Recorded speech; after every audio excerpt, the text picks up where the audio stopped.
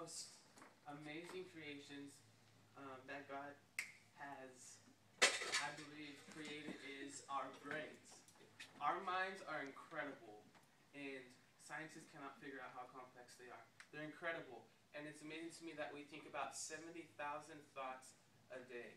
70,000. I just want to focus today on a mind that worships. Last Friday I was able to go to Seattle, and we as a prayer team went with Lighthouse to minister to others down there in downtown, and we met at Westlake, and we were at Starbucks, and I'm getting my drink, and this couple walks in about my age, and they're behind me, and they asked for 2 ice waters, and the guy who was working there said, "Sorry, you have to buy something first in order to get water," and he just kind of looked bummed, and I said, "You know what, I'll cover you." I go, "My name's Ryan." He said his name's David, and his girlfriend was Nicole, and he got a coffee cake, and I gave him some money. He looked at me, and it was amazing what he said. I'm not saying this to bring myself up, but what just a thought can do. And he says, "You're so generous, and I don't know why." And later we were able to pray with him and just talk to him about God, and it was an amazing experience. And it all started in the mind.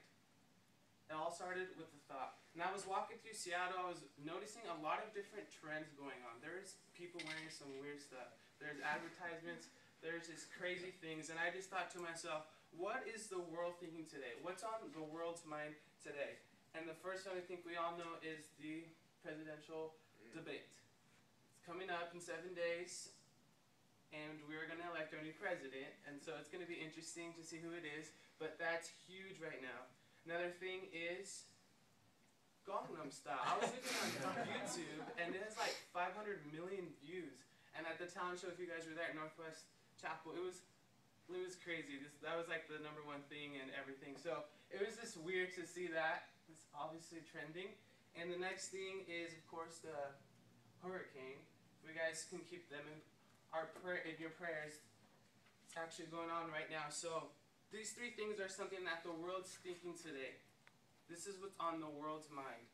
And my bottom line is, what's on your mind? Facebook asks us this all the time. What's on your mind? If it's bad, will you overcome it or beat it? If it's good, will you actually do it? Think about this for a second. Where do all acts of sin begin? And I'm going to let you find that answer. So let's go ahead and dive into the Word of God. It's Romans chapter 12, verse 1 and 2. In the NIV version, it says, "Therefore I urge you, brothers and sisters, in view of God's mercy, to offer your bodies as living sacrifice, holy and pleasing to God. This is your true and proper worship." I want to focus on verse 2. "Do not conform to the pattern of this world, but be transformed by the renewing of your mind. Then you will be able to test and approve what God's will is, His good, pleasing, and perfect will." I want to take a look at this in the Message version as well. It says, "So here's what I want you to do. God helping you take your everyday, ordinary life, your sleeping, eating, going to work, and walking around life." And a lot of people think that worship is just up there on the altar with the worship team, but these things are actually acts of worship as well. Sleeping, eating, going to work, walking around life, and place it before God as an offering. Embracing what God does for you is the best thing you can do for Him. Don't become so well adjusted to your culture that you fit into it without even thinking. Instead, fix your attention or fix your mind on God. You'll be changed from the inside out. Readily recognize what He wants from you and quickly respond to it. Unlike the culture around you, always dragging you down to its level of immaturity, God brings the best out of you, develops well-formed maturity in you. So let's talk about brains for a bit. Growing up, people who didn't know me, the first impression of me was that I didn't even have brains. In other words, people thought I was dumb. Literally, they thought I was dumb. An example of this is at high school graduation. I had just given a speech, and my teacher comes up to me that I'd had for 4 years and says, "Brian, I knew you were I knew you were smart, but not that smart." Because I had just given my speech for valedictorian, and I just looked at him and I said, "Well, look who's the dumb one now." I was just kidding. I didn't say that. I just smiled at him and said, "Well, thank you for that comment. Congratulations." And he just turned around. I don't know what was on his mind, but people just thought that I was just dumb. So I do have to admit that we all do some pretty dumb things in high school. Yeah, I think all of you guys are thinking of something right now. So what about that time when we're thinking something that's on our minds that we actually do? How about that time when we get a phone call back at home that things aren't going well, and sooner or later here at Northwest or during your daily lives, you realize that what you're thinking, what your mind is consumed with, is actually affecting those around you in a poor manner. Just because of something that you heard back at home. Or on the other side, if it's something good. How about when you see a cute friend at the caf, and you see them across the table, and you just start thinking about asking for their number, or you start thinking about, is that a possible spouse? So you think about it first, and then you go up to them, and then you act, and most of us will ask for their numbers, and some of us get rejected. Some of us get accepted. So it feels good to be accepted, of course. But it all starts somewhere. It all starts on our minds. So there's tension here.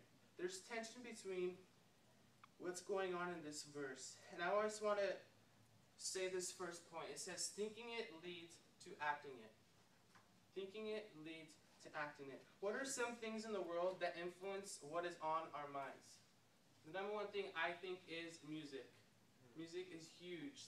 The most famous people are musicians. Justin Bieber, huge. And those things that we're playing in our car, that music that we're hearing all the time, can influence the way we're thinking, influence what's on our minds. And my dad personally, when he gave me my car, he said, first thing, the only thing actually, is be careful what you play on your music. Be careful what you're hearing. Be careful what artists you're listening to. And I just thought about that for a moment, and it doesn't mean we can't listen to music, but that's something that's influenced our minds. How about TV? TV is huge. Internet, huge. Friends. Friends is so important. Who are we hanging out with? Who are we hanging out with is impacting what we're thinking. And our family. Those are all things that are influencing what is on our minds. So I'm going to read the first part of verse 2 again in the NIV. And here's where the tension is for all of us as followers and disciples of Jesus. It says, do not conform to the pattern of this world, but be transformed by the renewing of your mind. So here's the tension. How do we as Christians act and relate to the world, but at the same time not act the way they are? Not doing the things they're doing, not being influenced by the things they're doing, but we can relate to them. And here's what I've come up with. We must be stronger in Jesus than they are in their sinful acts. That's good. I think of an anchor when I read this point. I think of, who are we based on? Who are we so strong in that the things of this world don't affect us? Are we stronger in Jesus than Usher is in his music? Are we stronger in Jesus than that drug addict in its drug? If you think about a drug addict, they do anything to get that drug. Someone I know back at home sold everything his mom owned just to get his drug. Are we laying our lives down? Are we thinking things? And are we just behaving so like Christians that we're so strong in Jesus that those things in the world are not impacting us, but at the same time we can go up to them with confidence and relate to them and talk to them, but have us influence them rather than they influence us. That's good. So if we transform our minds about worshiping Jesus, check out what happens in the second part of verse 2. I think the most important word here is then. Then you will be able to test and approve what God's will is, his good, pleasing, and perfect will. The reason why I say then is because first we have to change the way we think. We have to refresh and renew our minds. Then you will be able to test and approve what God's will is, his good, pleasing, and perfect will. How many have figured out God's will in your life? I think some of us have. I'm so glad that I did that a year ago when God told me what to do for my life. He gave me a perfect plan for my life. And the important thing is that transformed thinking leads to a life of true living. When I was trying to figure out what God's will was for my life, I was thinking about so many other things that were my desires and the things that I wanted to do. But when I transformed my thing, I said, God, you know what? It's not about me, it's about you. He gave me his perfect will for my life, and it leads to a true life, a life of true living. Is God on your mind? What are we thinking about constantly, and how can we worship God through what we're thinking? The amazing thing here is that, first of all, God is the one who created our minds. He was the one who created our brains.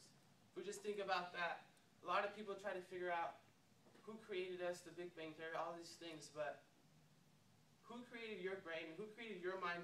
And why not give it back to who created it? So there are some statistics that I found about what men and women think, and they're probably not going to be surprising. But what are on people's minds? Men, number one thing was sex. And if you think about it, if men are always thinking about this, look at the following 3 points. Men are more likely to cheat on women. 30 to 60% of marriages end in infidelity, and $13.3 billion are made in the porn industry. Isn't that interesting that that's what's on their minds? And check out what happens. Of course, this is good in the right context of marriage. So we have women, they think about physical appearance all the time. 1 of 4 college women have eating disorders, and teen girls are more likely to attempt suicide. It's crazy how in the media, when I look on yahoo.com or Google or anything, it always seems to be related towards sex. Today's culture is so related to our sexual appeal, and I've heard this saying that I just strongly don't like this, but it's true, is sex sells. But this world has found a way to distort that. And it's distorting our minds. And it's distorting the way we think. Why does this have to be so true? Why can't we change our minds to God so that we can actually do these things in the right context? There's a guy that my roommate actually told me about, and he promised that every single day, it was just a thought in his mind that he wrote down. He said, every single day, I'm going to reach someone to Christ. I'm going to reach someone and save them through the power of Christ. And one day, he was in bed, it was about 11 o'clock, and he realized he hadn't done that. And he ran to the grocery store and told someone about Jesus. And he actually did it successfully for about the rest of his life. Imagine if every single day for a year, we save someone for Christ. 365 people a year. I heard in chapel the other day that one guy, because one guy was saved, 4 generations later, followed Christ. So what's on your mind? Are you worshiping God through your thoughts? There's power also in writing down your thoughts and actually doing it. So I'm going to finish with Philippians 4:7. And it says, and the peace of God, which transcends all understanding, will guard your hearts and your minds in Christ Jesus.